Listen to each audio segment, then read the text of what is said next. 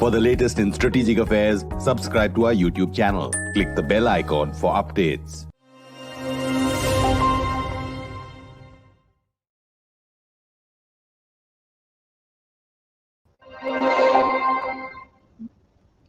Hello and welcome to Strat News Global and welcome to The Gist, our signature show on foreign affairs and security.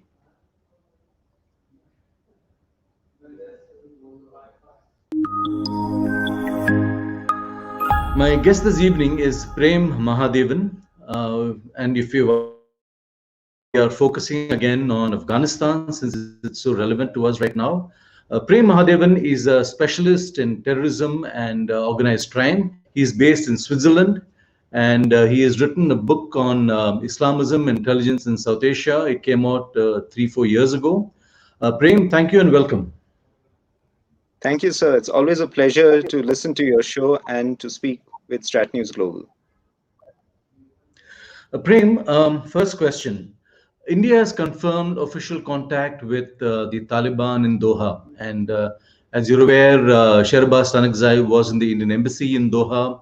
He had a chat with Ambassador Mittal. And we understand, and the press release has been put out by the MEA. Now, given your reading of the Taliban,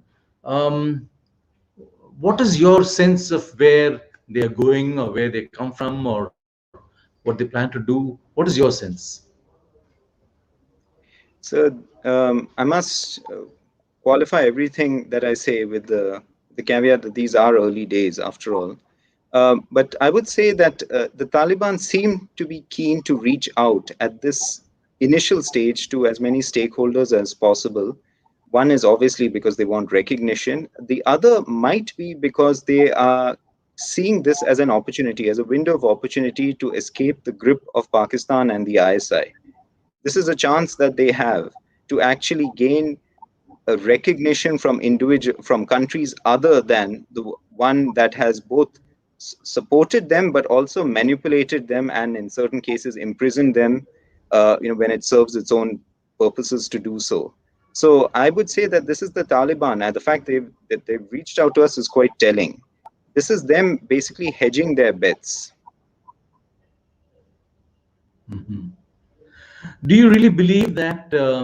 And in your view, some people say it's Taliban 2.0. They've changed. They're different. Okay, it's early days, but the fact that they've made such an effort to reach out, and within days of taking over Kabul, they've begun an outreach with India. They've had various statements they've issued in the past.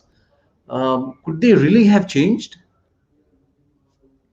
That actually, sir, will come down to, well, obviously the leadership, many of the leaders of the old Taliban are gone now. So to that extent, new leaders will come down to new personalities. I think we'd have to basically see how well they can hold together, because it serves, to some extent, of course, Pakistan's interests would be served by having a stable Taliban regime in Afghanistan, but not necessarily if the Durand Line dispute is still left live or still left open. In that case, actually, it would serve Pakistan's interest to have a few groups within the Taliban, a few factions who will answer directly to Islamabad.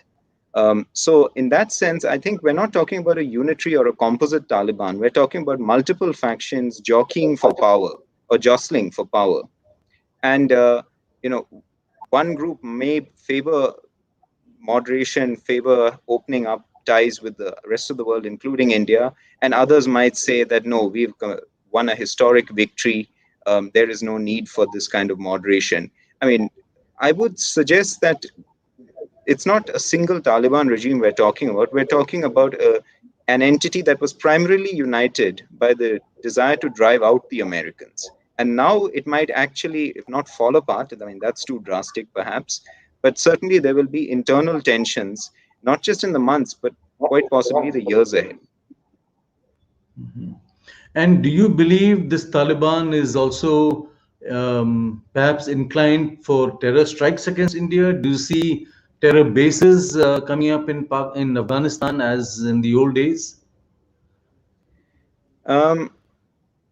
I think, sir, this comes down to their capacity to run their country effectively. I mean, those terror bases actually were operated by Al Qaeda and by Pakistani jihadist groups. I mean, you may remember that in 1998, when the US launched missile strikes against Al Qaeda training camps, they actually killed 22 Harkatul Mujahideen guys who had been training there, along with the ISI.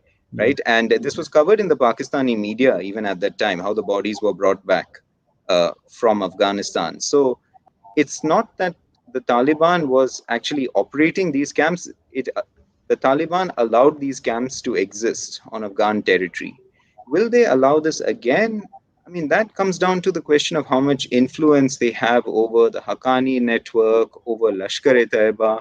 Of course, at this stage, they would like to say that they can control the whole of Afghan territory, that they're a legitimate government with the support of all the Afghan people. But that claim is going to be severely tested in the years ahead. So, with regard to your question about terror bases, I think the question is not what the Taliban will do, it is what Pakistan will do or the ISI will do on Afghan territory. But terrorism is something we've seen and experienced for over 30 years, What could they possibly do that is new, that is different, that could hurt us more? Well, actually, sir, terrorism itself is a rather slow-moving threat or a type of conflict. If you look at terror strikes today, they're not at a tactical level very different from what happened in the 1960s and 70s. The larger issue is not in terms of what the adversary can do, but how conditions have changed, not just within India, but across the world. In many Western democracies and many liberal states, actually, COVID and economic difficulties, which have been actually mounting over the last decade, you could say, ever since the 2008 economic crisis, these are really starting to hurt. Now, in the West, in the United States and in Europe, there is concern over right-wing extremism. Not necessarily that this would lead to terrorism, but it leads to political polarization, which can hamper an effective counterterrorism response. Because it means that governments cannot adopt the kind of discourse that might be helpful to combat terrorism. They either understate the threat or overstate it, and thereby, if they overstate it, they can radicalize more individuals. If they understate it, then they don't really prepare their populations for dealing with this threat. So I would say that the real question is how external conditions in India and as well as the rest of the world have changed in a manner that would allow the emergence of terror training camps in Afghanistan to make a difference to these other countries. Now, there's a lot of talk of all the equipment the Americans have left behind, millions of dollars worth. Do you see some of this finding its way into the hands of groups that are perhaps going to be infiltrated by the Pakistanis to carry out terror strikes here? Yes, sir. And there's a rather simple reason for that. Those weapons will first go to Pakistan before they come to India. There's likely to be a fairly high demand for them in the Pakistani illicit arms market. And one of the points here which is worth considering is that actually CPEC is not generating the kind of jobs that were promised. And yet it is in some cases taking away jobs. The livelihoods of fishermen along the Makran coastline have been threatened, according to Pakistani media reports. This is not being very extensively covered, but there is some commentary on this. So job losses and caused by some aspects of CPEC and insufficient job generation on the other could lead to a problem of domestic security in Pakistan. And what the ISI is, more than even an intelligence agency or a covert action agency, it is really a counterintelligence agency. We must remember the current chief of the ISI was a former head of counterintelligence within the agency. So I would anticipate that if there is a large criminal threat or a terror threat growing within Pakistan, whether it's the TTP or just even organized crime, that there will be an effort to deflect this in the direction of India. So the weapons that would be normally absorbed into Pakistan's criminal underworld will quickly be diverted in the direction of India to terror groups that would operate in J&K as well as potentially prepare for strikes elsewhere in the country. Now, you've written about this, that Pakistan has been engaging with groups like the LTTE, tapping into their networks, including their maritime networks, which are basically into drug trafficking, to perhaps use that for strikes in southern India. Is this something which is something which is real? It's something which is developing. Well, for the last year or so, sir, there have been reports of Pakistanis sending drugs to Sri Lanka and the Maldives, and along with some of these drugs have come weapons. Small quantities, Mhm. but I would suggest that this is a test run. This is a way of probing our maritime defenses in the south. Um, what is quite likely is that S Directorate of the ISI is, I mean, they know that they cannot do another Mumbai and hope to get away with it. I mean, there's just too much exposure that was given to that operation.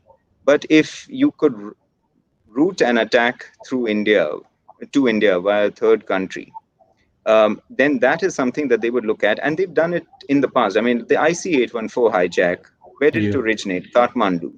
Um, the bombings which took place in Indian cities between 2006 2008, some of them were carried out by perpetrators who transited via Bangladesh and were hosted by the Bangladesh chapter of Houthi. So I would say that it's very likely that there would be efforts on by covert operatives in Pakistan to see how a long distance strike could be carried out against India at some point in the future, whenever the timing seems optimal. But they would almost certainly be at least exploring our surveillance capacity and the infrastructure for landing men and material, that is, arms and explosives, uh, in India. One point I should mention that we must take cognizance of, I think a rather high threat to India is posed by these many night vision devices that the Americans Mhm. left behind in Afghanistan. Those could make a serious difference, not just in terms of terror strikes elsewhere in India, like in an Indian city, but even in J&K.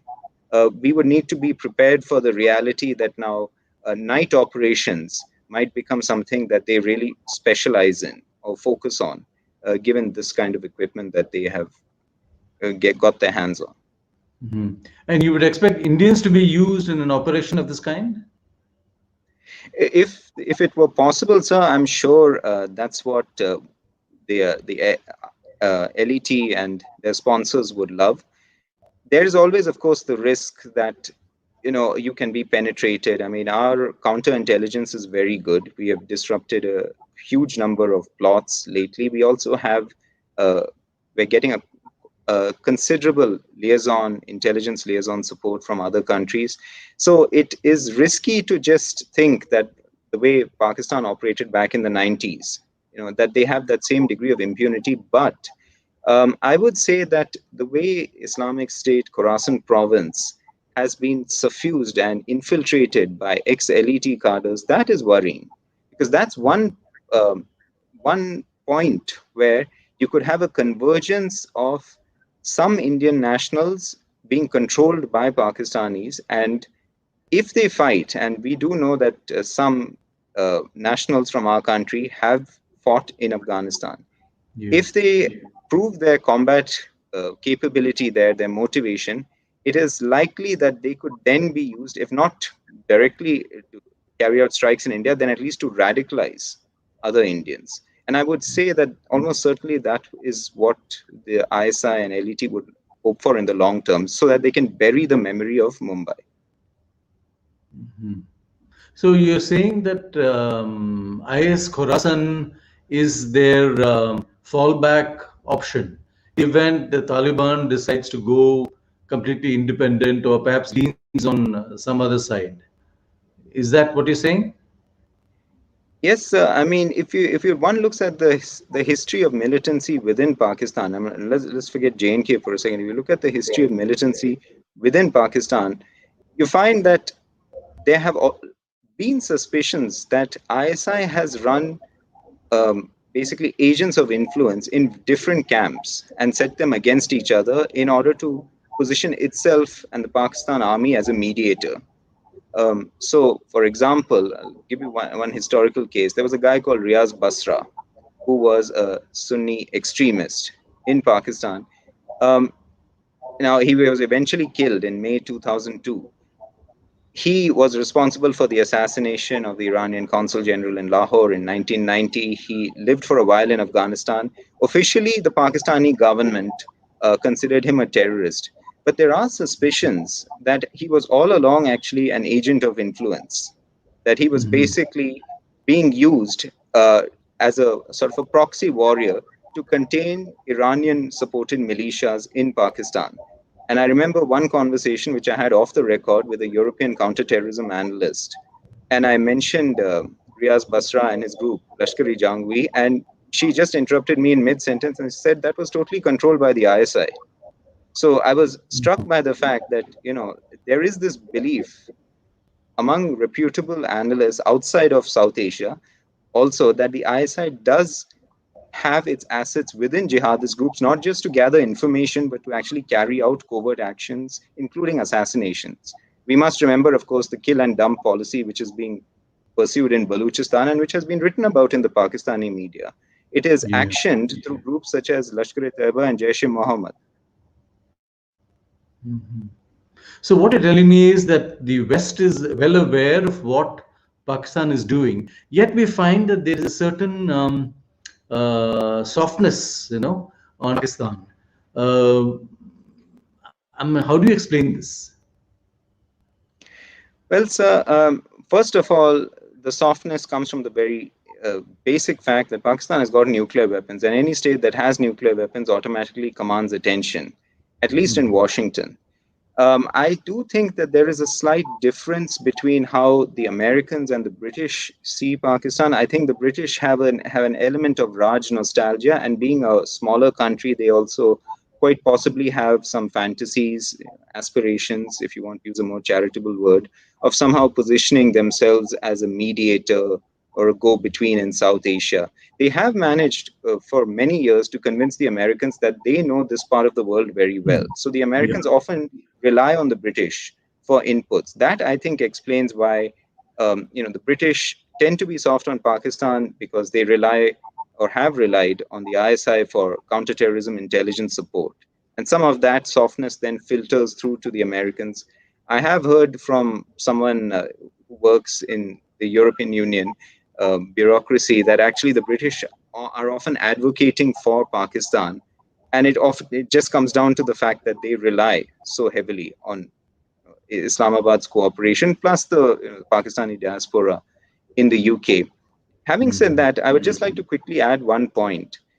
When I have discussed the issue of Pakistani state sponsorship of terrorism with quite a few Western experts, and what I've noticed is that if you are speaking with a regional expert, like a South Asia expert, they often don't know the actual nitty gritty of how networks operate.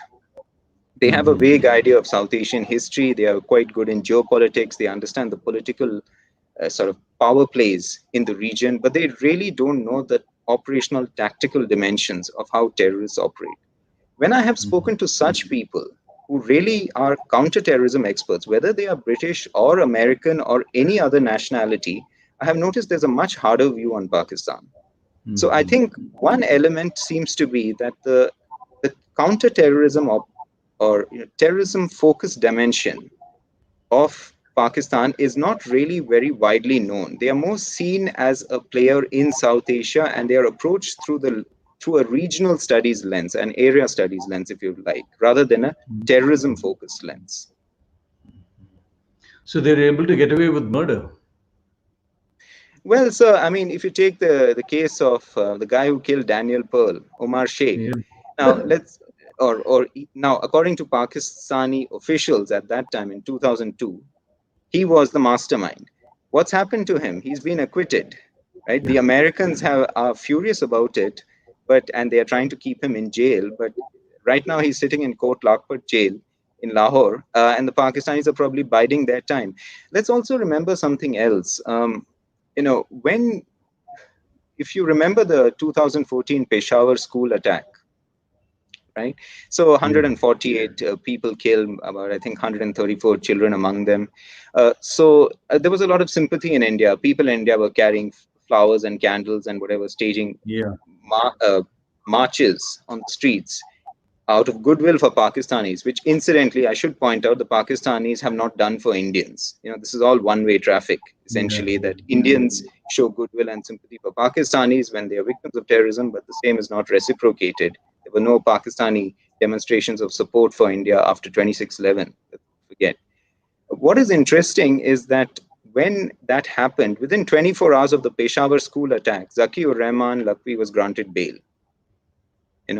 And I have read an article by a Pakistani scholar who lives outside the country, who basically said that the biggest beneficiary of the army public school attack was the Pakistan army, because it expanded its legal jurisdiction into the Pakistani civilian space, using that attack as an example, to say that we need stronger counterterrorism laws and the army's position needs to be strengthened in society so that we can fight terrorists. And yet, if you look at it, there was some mysterious things about that attack. So, the Pakistanis in 2017 said that there was a guy called Ehsanullah Ehsan who was one of the main planners of this attack, and he was, responsible for it. And then the guy last January escapes from custody. He vanishes. And so, if this is a guy who supposedly carried out such a horrendous attack, are the Pakistani army incompetent? Or are they complicit? Yeah. That question has dogged this issue of Pakistani involvement in terrorism right since Osama bin Laden was found in Abbottabad, basically 1 kilometer away from their military academy. So did they know he was there and cover it up, or were they such goofs that they had no idea? Of course, And despite Pakistanis our would not like to proximity, have this question. Sorry? Despite our proximity to Pakistan and our understanding and knowledge of how they operate, and we are not able to get our view across or persuade people, or what is there something wrong with our message and the way we convey it?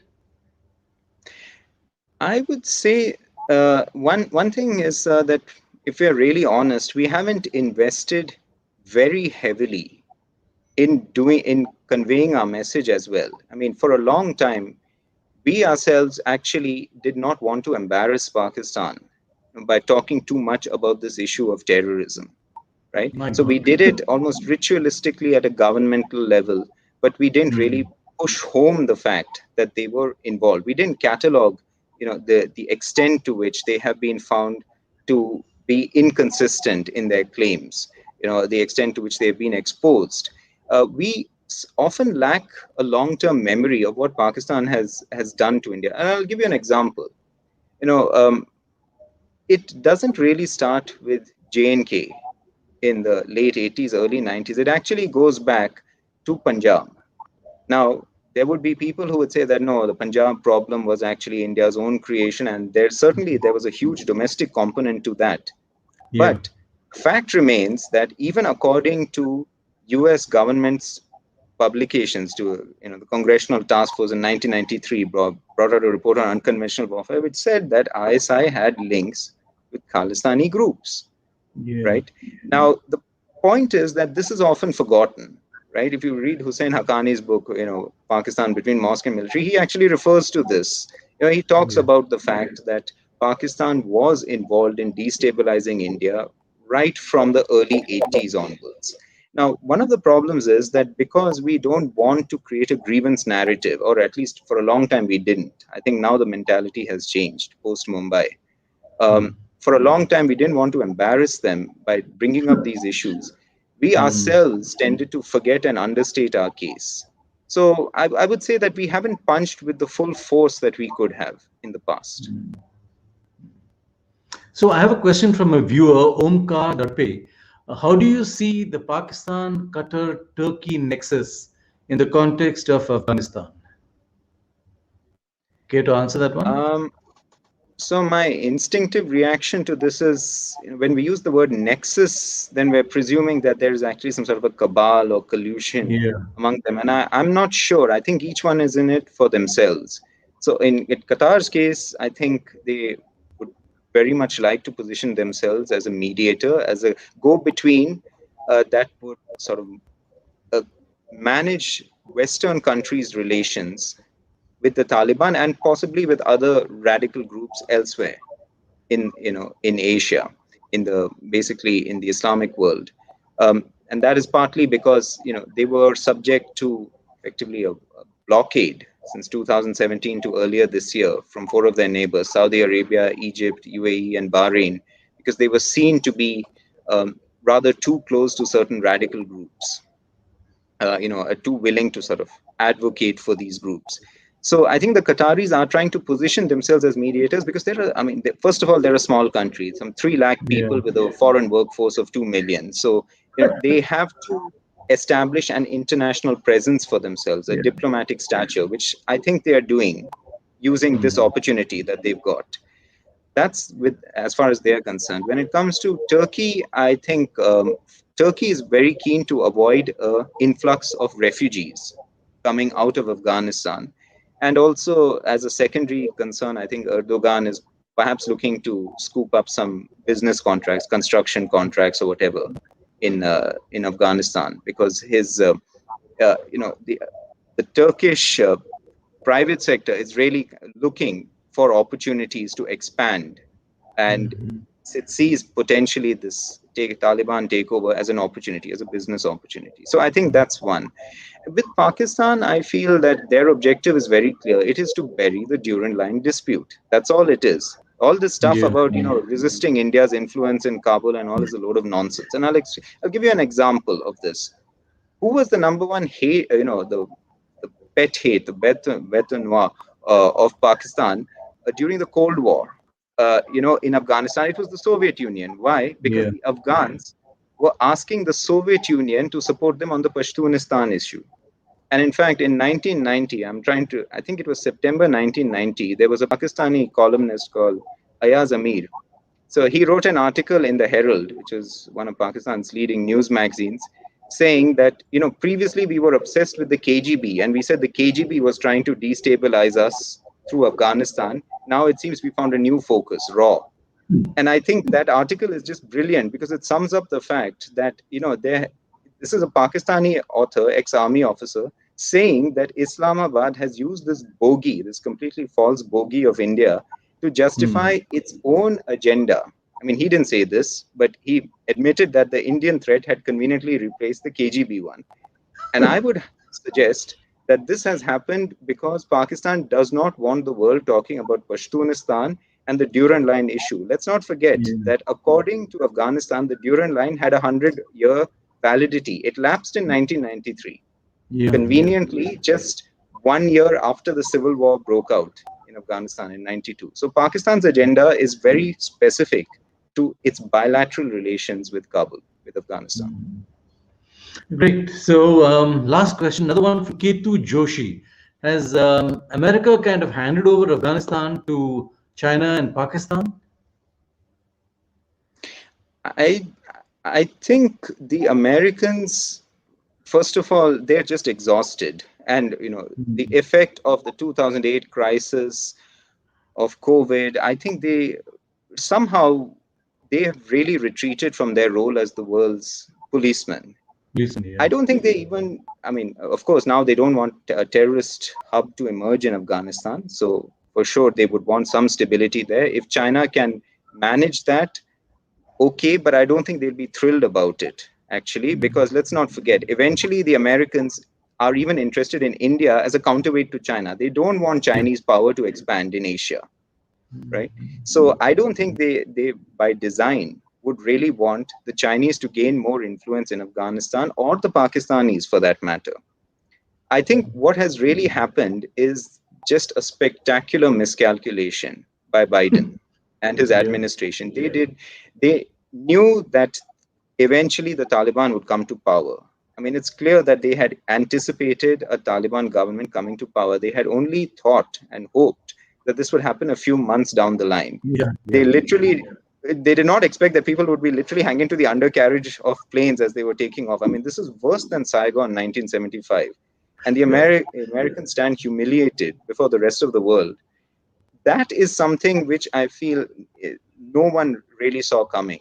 And, to be fair, actually, this was a matter of peculiar timing as well. that right now it's holiday season in the US. A lot of key officials may have been away. So that could have well played a role in allowing the Taliban to spring the surprise they did of August 15. Prem, we are completely at the end of our time and time to wind up. So thank you very much for your perspective and insight.